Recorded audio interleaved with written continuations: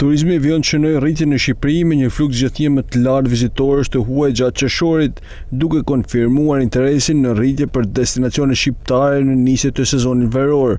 Sipas të dhënave të Instat, numri i vizitorëve të huaj të akomoduar në strukturat turistike u rrit me 20.6% krahasuar me qershorin e vitit kaluar, ndërsa numri total i vizitorëve të akomoduar u rrit me 17%, krahasuar me të njëjtin muaj të vitit kaluar. Në qëndrimit u shtuan me 9.8%, teksa vizitorët rezident u shtuan me 7%. Zonat bregdetare regjistruan rritje më të madhe të vizitorëve të huaj. Në qershor në këtë zonë u akomoduan 323.426 vizitorë të huaj, nga 253.867 të një viti më parë, duke shënuar një rritje prej 27.4%. Kosova vijoi të ishte tregu kryesor i origjinës së vizitorëve të huaj të akomoduar në Shqipëri, me 15% të totalit, ndjekur nga Italia me 14% dhe Polonia me 13%.